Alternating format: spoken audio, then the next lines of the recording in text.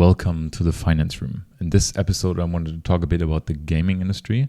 In particular, I wanted to highlight the company People Can Fly. I actually wrote a newsletter about it as well, so you can follow me on Substack if you want. So let's begin. People Can Fly is a gaming studio from Poland, and it's interesting for several reasons. Firstly, it only focuses on shooter games, and it's a developer and publisher from Poland. Poland is lucrative for several reasons because Poland is in an economic upswing at the moment, in my opinion. And they are also having lower wages in Europe in general.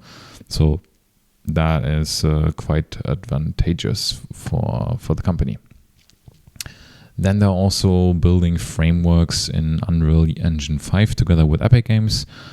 So they kind of have a little bit of a moat there because they worked with Epic Games before as well. They have a long-lasting partnership for several years already.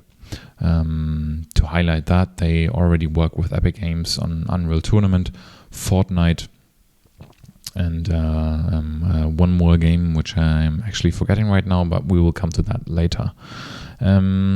So the company also has an VR arm, which is led by acquisitions that the studio made in recent years. They acquired Incuvo, and which is actually still publicly traded. And the second one is Phosphor, as I remember correctly. So if we check out the roadmap, which is the most interesting thing about the company, where we can see which projects are developed at the moment. So the recent one was Outriders, and currently the company is focusing on Project Gemini, which is again published with Square Enix. And then we have Project Dagger, which is currently delayed, so it's not being released in 2025, 2026. It will come later. But then we have Project Bifrost and Victoria, which are the most promising ones at the moment. And developers who worked on Project Dagger are currently rerouted to Project Bifrost or Victoria. And there's actually updated slide, which I think I have here. Yeah, by the way, go check out their earnings slides. They're quite interesting and informative. So here you can see all the video games that the studio produced in recent years. And the headcount growth is also quite impressive. And if we go lower, we see these projects. Okay, that's not the slide I wanted to show you, but here we can see how much the CEO is currently holding. He's holding 38.21%. I think that's also a big plus from a shareholder perspective. Okay, what we have here. Wait a second. I wanted to show you this. So here you can see one more project, which is Project Maverick, which is currently produced and published by, so it's not produced, it's produced by People Can Fly, but it will be published by Microsoft, and the IP is also owned by Microsoft. So for People Can Fly, that is very interesting and lucrative because they're basically guaranteed to receive funds for that production, and that money can then be used and be redistributed in the company for other projects. Okay, that slide we already went through. Then I wanted to highlight the different projects. So there's Project Dagger. It's a melee RPG. As I said, that one is going to be delayed. Then there's Project Bifrost. That's an online shooter. It's probably one of the most promising games within the company. And Project Victoria is also super promising. Then you also have Project Red. That's still in the early days. Project Thunder, I think that one was Bulletstorm VR, and Green Hell VR from Incuvo. Incuvo was their VR publishing studio. I will show you that one as well. It's this one. It's quite cool. They worked on Bulletstorm. They had other games,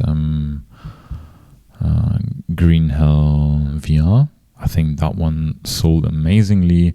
And before that, they also worked on other games. And I think People Can Fly owns 75% of the studio. But let me just check. I think it was down below somewhere here, so that I don't spread misinformation. So People Can Fly owns 60.25% of Incuvo, and Incuvo is still publicly traded, but the company is totally controlled by People Can Fly, but they yet have to make a bid to take the company private. And I think that's an interesting fact to be in mind when you become an investor or when you're interested in People Can Fly as a whole. Okay, then lastly, I want to talk about TinyBuild. TinyBuild is another gaming company. It's extremely cheap. It's one of the cheapest gaming companies out there. The stock got insanely penalized. It was near bankruptcy by now as well. But it looks like, so at the moment they're doing an equity raise of 10 million, and I think the stock trades somewhere, where does it trade? Market cap at 9 million. So it definitely only trades at cash. The studio has lucrative games in the making. There's Ferocious. It's a cool game that's coming out sometime, I think 2024 they mentioned. It has high potential, and there are a lot more sand. I think that's the biggest project for them. It's also fully owned by the studio. It will be exciting to see how that will perform. And they have a few other games which will come out in the future, and I think really those games will make more money than what the company is currently worth. I think in that framework, it's good to think about the company.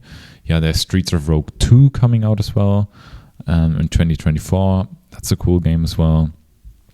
I think there's Rawman. Where's Rawman? That's a new game that will come out eventually as well. Here, that one. I mean, they're not massive games, but those games, if they're successful, they definitely net 5 to 10 million per game, and potentially even more.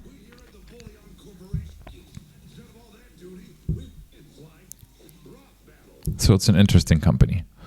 But the real play here is that the company is now raising funds, so it's insanely cheap and likely the bottom if they don't go bankrupt in the future.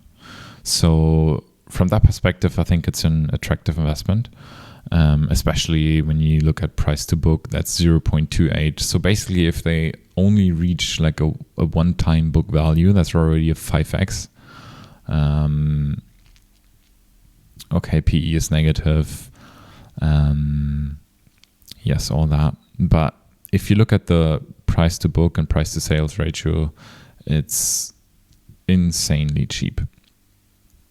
And lastly, as a disclaimer, none of those topics discussed in this episode were any financial, legal, or tax advice. So please bear that in mind that we only exchanged opinions here, and you can definitely lose what you put in. All right, that's it for today, and see you until next time. Bye.